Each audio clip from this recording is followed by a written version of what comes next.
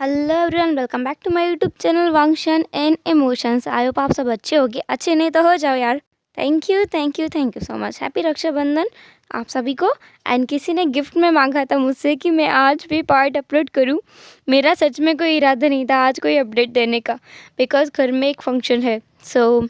But अब gift मांगा है मेरी प्यारी प्यारी सिस्टर ने, तो देना ही पड़ेगा। इसलिए मैं जैसे तैसे करके ये पार्ट भी रिकॉर्ड कर रही हूँ और इसको अपलोड कर रही हूँ आपके लिए, स्पेशली आप लोगों के लिए, मेरी सारी बहनों के लिए। तो चलो, आपके रक्षाबंधन का गिफ्ट हाजिर है। तो चलो अब मैं जल्दी से पार्ट एक्सप्लेन करती हूँ, क्योंकि सच में मेरे पास टाइम नहीं है।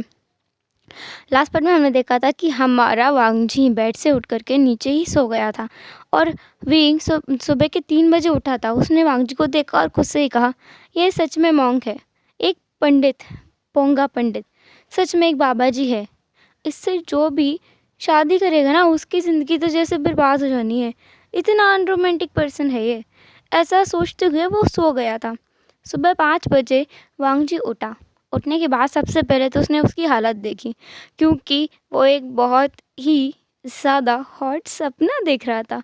उसकी डार्क फैंटेसीज भी ना उसके सपनों में तक आ रही थी, क्योंकि उसने सपने में देखा था खुद को विंग के साथ। सपने में उसने देखा था विंग जो कि फुल्ली नेकेड उसके सामने बेड पर है। उसके हाथों में, दोनों हाथों में वांगजी का फोरहेड रिबन बंधा हुआ है, और वांगजी के हाथ उसके चेस्ट पर हैं।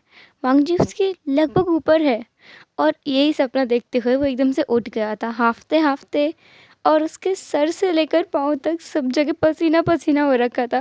बेचारे की हालत बहुत ख़राब थी। वो इस चीज़ के लिए ग्लैड है कि अभी ये शैतान ओमेगा जागा नहीं है, वरना ऐसी हालत उसकी देखकर तो पता नहीं उसका कैसा रिएक्शन होगा। वो विंग का रिएक्शन भी इमेजिन कर रहा था। विंग अगर उसे ऐसी हालत में देखता तो फिर उसे खुद ही एम्बैरेसिंग फील होने लगा कि वो ऐसा कैसे किसी के बारे में सोच सकता है। क्या पता विंग उसे पसंद करता भी है या नहीं। जो भी है, उसने खुद के माइंड को साफ़ किया, खड़ा हुआ।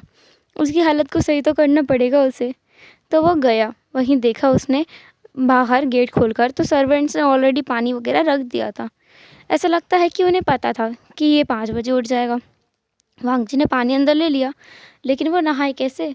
अगर विंग एकदम से उठ गया तो, और उसने वांगजी को ऐसे देख लिया, फिर भी वांगजी को नहाना तो पड़ेगा, और वह बाहर भी नहीं जा सकता। शुयांग ने उससे कहा था कि सबको अपने कमरे में ही नहाना होता है, बाहर कोई भी पानी की सुविधा नहीं है। पानी लेने के लिए भी उनको दूर तक जाना पड़ता है। बेचारा वांगजी ऐसे भी नहीं रह सकता क्योंकि हालत ख़राब है, और नहा भी नहीं सकता क्योंकि विंग पास है। फिर भी उसने खुद से कहा कि अगर विंग जाग जाएगा तो उसे देख लेगा, ठीक है, लेकिन नहीं जागा तो? और उसे नहीं लगता कि ये इतनी जल्दी जागता भी होगा। वांगजी चला गया बाथटब में अपने कपड़े निकालने के बाद। फिर भी उसने अपने अंडरओव्स पहने हुए थे। उसे डर था कहीं विंग जाग ना जाए। जाग गया तो सच में बहुत बुरा हो जाएगा। उसने खुद को अच्छे से क्लीन किया, एंड विंग नहीं जागा, एंड उस चीज़ के लिए वांगजी ग्लेड था। वांगजी ने अपने रोप्स को पहना, तब जाके उसने एक रिलीफ की ब्रेथ ली कि चलो अब विंग जाग भी जाए ना तो भी कोई प्रॉब्लम नहीं है। फिर वांगजी ने खुद से कहा कि उसे बाहर टहलने जाना चाहिए। क्या पता दोबारा से उसकी डार्क फैंटेसीज बाहर आने लगे और दिन में ही वो सपने देखने लगे। ऐसा सोचते हुए वांगजी निकल गया कमरे से, एंड तभी विंग ने अपनी आंखें खोली, और विंग बेड पर बैठा और अपनी हंसी को ना कंट्रोल कर रहा था। वो उसने सब कुछ देखा। वो ना सुबह ही जल्दी उठ गया था। एक्चुअली उसे 3 बजे के बाद सही से नींद आई ही नहीं थी।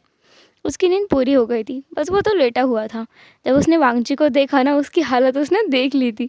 और विंग सच में बहुत बुरी तरह से पहले तो शॉक में था, उसके बाद उसकी हंसी छूटी जा रही थी, इसलिए उसने अपने फेस को ब्लैंकेट से कवर कर लिया था। लेकिन ये नज़ारा वो देखने से कैसे चूक जाए। विंग के मन में एक क्यूरियोसिटी थी कि कहाँ इस अल्फ़ा को पता चलने वाला है कि वो उसे देख रहा है।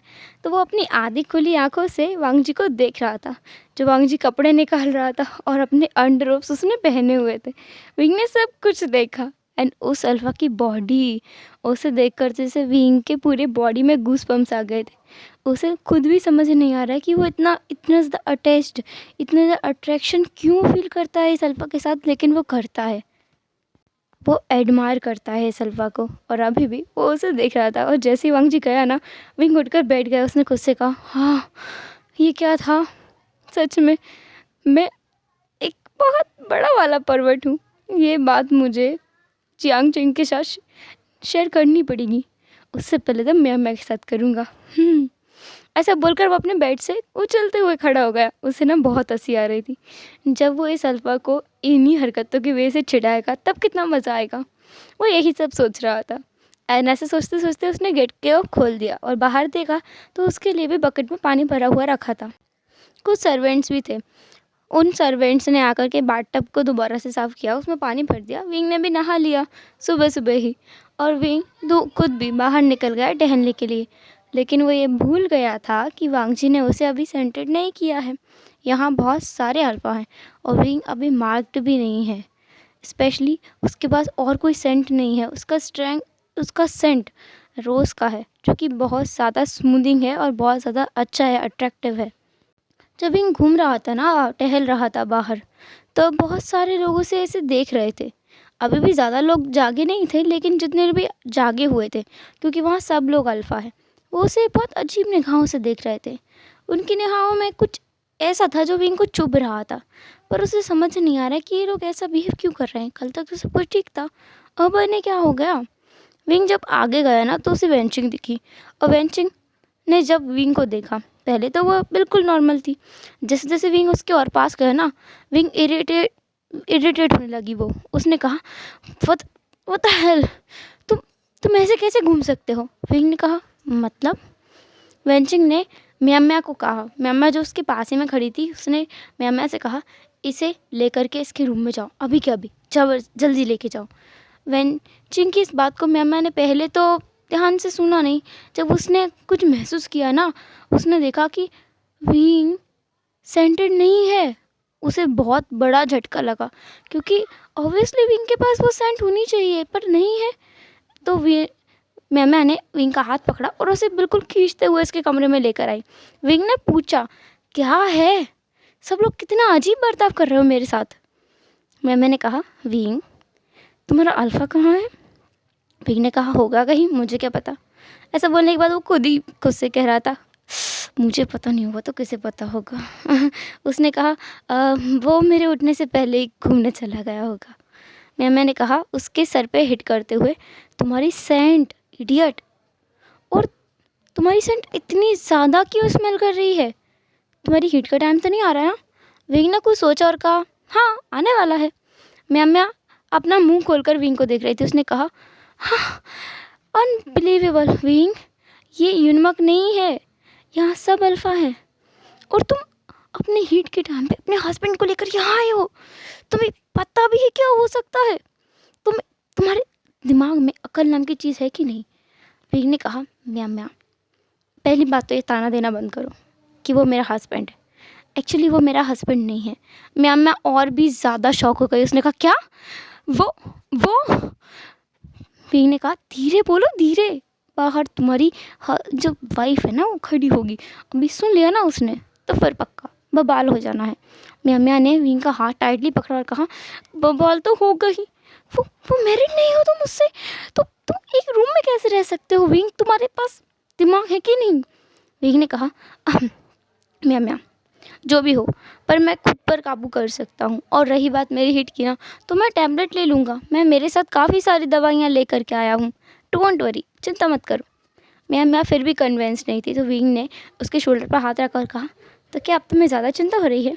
काश कि मैं एक अल्फ़ा होता तो पक्का तुम्हारी इस चिंता को थोड़ी देर में दूर कर देता। ऐसे कहते हुए उसने म्याम्या की नोज़ पर एक बार पिंच किया। म्याम्या ने कहा, विंग, तुम ये शैतानी करना बंद करो, लेकिन प्लीज़ अपना ध्यान रखना, यहाँ तुम्हारे माँ बाप भी नहीं हैं, और तुमने घर पर इन्फॉर्म भी नहीं किया होगा, है ना? विंग ने कहा, ऑफ कोर्स नहीं किया है। मैंने कहा, क्या मैं कर दूँ? विंग ने तुरंत कहा, बिल्कुल नहीं, तुम मुझसे पूछे बिना मेरे बारे में किसी को कुछ मत बताना। मैंने बस एक ब्रेथ लिया और कहा, ठीक है, लेकिन तुम अपना ख्याल रखना प्लीज़। ऐसा बोलकर वो वहाँ से चली गई। अब विंग बेचारा रूम में बैठा था। वो खुद से कह रहा था, क्या मुसीबत है, क्या मैं खुद का ख्याल नहीं रख सकता? ये लोग ऐसे ट्रीट कर रहे हैं जैसे कि मैं नवेली दुल्हन हूँ। ऐसा कौन करता है? मैं बहुत बोर हो गया हूँ। एंड तभी वांगजी वहाँ आ गया था। डोर बंद नहीं था तो वो तुरंत अंदर ही आ गया। क्योंकि उसे वेंचिंग ने भेजा था डांट करके कि तुम्हारा ओमेगा बिना सेंटेड के ऐसे घूम रहा है। और दूसरी बात, बाइट मार्क कहाँ है? क्योंकि विंग के नेक पर अल्फ़ा वाइट मार्क नहीं था। वांग जी अंदर तो आ गया, पर उसे माहौल कुछ ठीक तो नहीं लग रहा था। फिर भी उसने अंदर आने के बाद गेट को बंद कर दिया, विंग के पास आया एंड उसने कुछ नहीं कहा, बस अपना हाथ आगे कर दिया। विंग को भी पता है कि उसे क्या करना है। उसने अपना हाथ वांग जी के हाथ में रख दिया। वांग जी उसे सेंटेड करने वाला था, लेकिन फिर उसे कुछ तो महसूस हुआ। उसकी ब्रीथ हैवी होने लगी, उसकी सांसें जैसे बढ़ने लगी थी। बहुत भारी भारी सांसें हो गई थी उसकी। उसे जैसे सांस लेने में तकलीफ़ हो रही थी। पहले वांग जी ने सोचा उसे इग्नोर करना चाहिए, उसे विंग को सेंटेड करने पर ज़्यादा ध्यान देना चाहिए और फिर से अपना फोकस बनाने वाला। लेकिन फिर दोबारा से उसे कुछ तो महसूस हो रहा था, एक स्ट्रॉन्ग सेंट रोज़ेस की। और उसे पता है रोज़ की सेंट तो विंग की है, लेकिन ये सेंट कुछ बदली बदली लग रही है। ऐसी ऐसी सेंट है जो उसकी अल्फ़ा को बहुत डेस्परेटली अपनी तरफ खींच ले, बहुत ज़्यादा डेस्परेटली एक अल्फ़ा को आउट ऑफ कंट्रोल कर दे, ऐसी सेंट हो रखी थी। वांग जी ने विंग की तरफ देखा और कहा, अपने फेरोमोन्स को कंट्रोल करो। विंग को अब जाके एहसास हुआ कि पूरा रूम उसके फेरोमोन से भर गया है, इसलिए ही तो वांग जी की हालत ख़राब होने वाली है। उसने देखा वांग जी जो कि गहरी गहरी सांसें ले रहा है। वांग जी बोल रहा है, मैंने कहा अपने फेरोमोन्स को कंट्रोल करो।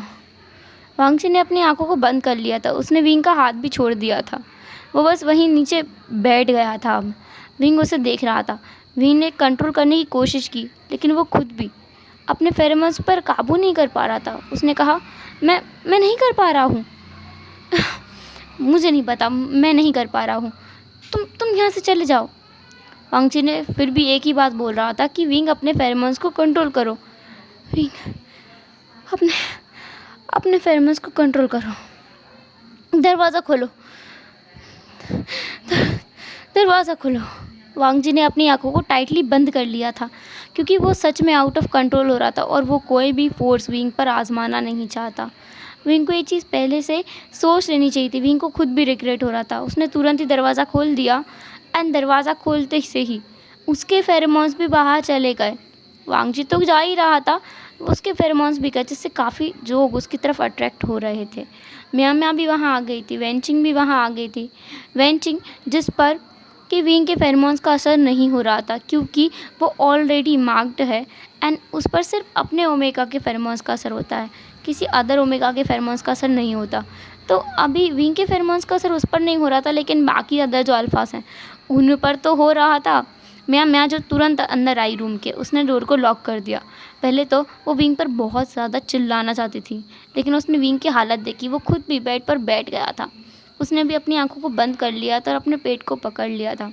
मैंने आकर उससे पूछा, तुम्हारी दवाई कहाँ है? विंग ने कुछ नहीं कहा, उसे बोलते ही नहीं बन रहा था, उसकी आंखें टाइटली बंद थी। मैंने उसके शोल्डर्स को पकड़ा और उसे ज़ोर से हिलाते हुए कहा, वो गॉड से विंग, तुम्हारी मेडिसिन कहाँ है? विंग ने कहा, मुझे कुछ याद, मुझे कुछ करो मुझे बहुत पेन हो रहा है। मैं जो पूछ रही थी उसका जवाब नहीं दे रहा था विंग। मैंने खुद ही इधर उधर ढूंढना स्टार्ट किया। उसे एक पोटली दिखी। मैंने उस पोटली को खोला तो उसके अंदर बहुत सारी मेडिसिन थी, लेकिन अब म्या को समझ नहीं आ रहा है कि इनमें से वो मेडिसिन कहाँ है जो ओमेगास को दी जाती है। उसे भी पता है कौन सी मेडिसिन दी जाती है। फ़िलहाल वो डोर खोल करके अपने रूम में जाकर वहाँ से मेडिसिन लाने के मूड में बिल्कुल नहीं है। ऐसा करेगी तो बहुत सारे अल्फ़ा जिसको वेंचिंग कंट्रोल करने की कोशिश कर रही है, वो सब यहाँ अंदर घुस आ सकते हैं। और वांग जी खुद भी उन्हें रोकने की कोशिश कर रहा था। वो खुद भी कमज़ोर फील कर रहा था, लेकिन वो इन लोगों को तो अंदर नहीं जाने दे सकता। वेंचिंग को ना बहुत ज़्यादा गुस्सा आ रहा था शुयांग पर। शुयांग कहाँ है, बस उसे एक बार मिल जाए, वो आज उसका कत्ल कर देगी। उसकी ऐसी हिम्मत कैसे हुई एक ओमेगा को यहाँ लाने की, और वो भी उस ओमेगा को जिसकी हीट बस आने ही वाली है। बताओ, कल रात को यहाँ आया और आज सुबह उसकी हीटें आ गई। हाँ, शुयांग कैसे कैसे घपले करता है। वेंचिंग को ना उस पर बहुत गुस्सा आ रही थी। वांग जी भी टेंशन में था। विंग जो पेन में करा रहा था और म्या मेडिसिन ढूंढ रही थी। उसे जैसे तैसे करके मेडिसिन मिल ही गई। तुरंत उसने पहचान लिया कि यही वो मेडिसिन है। उसने विंग को दी, पर मेडिसिन का जैसे उस पर असर नहीं हो रहा था। वो फिर भी चिल्लाए जा रहा था। म्यामा को समझ नहीं आ रहा है वो क्या करे। वो डोर के पास गई, उसने गेट को नहीं खोला लेकिन बाहर से चिल्लाया, वेंचिंग वेंचिंग। वेंचिंग ने कहा, बोलो क्या वो ठीक है। उसे बहुत ज़्यादा इरिटेशन फील हो रही थी, उसे गुस्सा भी बहुत ज़्यादा आ रहा था, उतना ही वो कंसर्न भी थी, क्योंकि कुछ भी हो वो एक ओमेगा है एंड वो उसकी वाइफ का दोस्त भी है, इसलिए उसे बहुत कंसर्न भी फील हो रहा था, वरिड भी थी वो। उसने पूछा, मैंने जवाब दिया, नहीं वो ठीक नहीं है, उस पर मेडिसिन काम नहीं कर रही है, उसे उसे दूसरा मेडिसिन देना होगा। तो मैमा ने कहा, वेंचिंग ने कहा, तो दो ना, क्या कर रही हो तुम अंदर क्यों हो फिर। मैमा ने कहा, पर मेडिसिन यहाँ नहीं है, वो मेरे रूम में है, तुम्हें जाकर लाना पड़ेगा। ऐसा बोल करके मैमा दोबारा से अपने बेड के पास आ गई विंग को संभालने के लिए, और वेंचिंग ने एक शाई किया। देन उसने वांगजी की तरफ देखा जो कि सारे अल्फाज को रोकने की कोशिश कर रहा था। उसने एक बैरियर क्रिएट कर दिया था उस रूम के सामने, जिससे जो उसकी ओमेगा सेंट है विंग की, वो उस बैरियर के बाहर नहीं आ रही थी। तो अभी सिचुएशन थोड़ी कंट्रोल में थी। फिर भी अल्फाज का हाल तो बुरा हो रहा था, क्योंकि कई लोगों की रट टेकर हो गई थी। जिन लोगों की आने वाली थी रट 2-3 दिन में, 1 दिन में, 5 दिन में या फिर 15 दिन में भी, उन सब की ट्रिगर हो गई थी इस सेंट की वजह से, क्योंकि ये सेंट रोज़ सेंट बहुत ज़्यादा अट्रैक्टिव थी, सबकी हीट को ट्रिगर कर गई थी। वांगजी का हाल भी कुछ अलग नहीं था, उसकी जैसे हीट ट्रिगर हो गई हो, पर वो अभी खुद पर काबू करने की कोशिश कर रहा था। उसके पास जो पोटली थी उसकी कमर पर बंधी थी। जैसे ही वो रूम से बाहर आया था एंड सिचुएशन थोड़ी कंट्रोल में आई थी, उसने मेडिसिन ले लिया था एंड अभी उसके पास ओमेगास के लिए तो कोई मेडिसिन नहीं है। वेंचिंग अपने रूम में भाग के गई, वहाँ से उसने कुछ मेडिसिन लिए और वो वापस आने लगी। लेकिन अब अंदर कैसे जाया जाए, अंदर गए तो दिक्कत हो जाएगी, डोर खोला तो भी दिक्कत हो जाएगी। लेकिन वांगजी ने कहा, उससे कहिए वो दरवाज़ा खोलें, उसकी सेंट बाहर नहीं आएगी, ब्लॉकर लगाया है मैंने। तो म्यामा के सामने ऐसा ही वेंचिंग ने कहा कि वो बाहर आ जाए। डरते डरते म्यामा बाहर तो आई, लेकिन बाहर का नज़ारा जैसा उसने सोचा था उससे अलग था। अब काफ़ी अल्फाज कंट्रोल में थे और जो लोग आउट ऑफ कंट्रोल थे उनको ले जा करके रूम में बंद कर दिया गया था। वांगजी वहीं बैठा हुआ था, अभी भी वो हाँफ रहा था, लेकिन वो भी कंट्रोल में था। वेंचिंग ने उसे मेडिसिन ऊपर से ही ऐसे बॉल की तरह फेंक कर मारा। वेंचिंग ने कैच किया और वो अंदर चली गई। म्यामा ने दरवाज़ा बंद किया और जाकर के वो मेडिसिन्स विंग को खिलाई। वो हाई पावर वाली मेडिसिन्स थी, जिसने कुछ ही देर में असर करना स्टार्ट कर दिया। उसके साथ साथ विंग को थोड़ा हैवी फील हो रहा था अपने सर में, थोड़ा नहीं बहुत ज़्यादा, और इसी वजह से वो बेहोश भी हो गया। ये उसकी पहली हीट ऐसी थी जिसमें उसे बहुत ज़्यादा पेन हुआ हो। अदरवाइज़ यूनमक में तो उसकी हीट बहुत आसानी से गुजर जाती थी।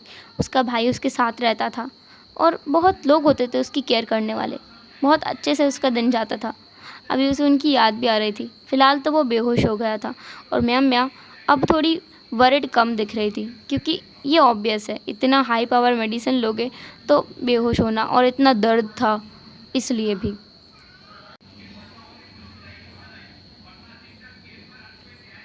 हेलो एवरीवन, तो कैसा रहा आज का पार्ट। जो भी हो जैसा भी हो कमेंट करके ज़रूर बताना। एंड बेचारा वांगजी, उसका तो बहुत बुरा हाल है। आपको क्या लगता है अब आगे क्या होगा, जो भी लगता हो कमेंट में ज़रूर बताना। हम फिर मिलेंगे नेक्स्ट पार्ट में, तब तक के लिए tata, take care, bye bye, अपना ख्याल रखना।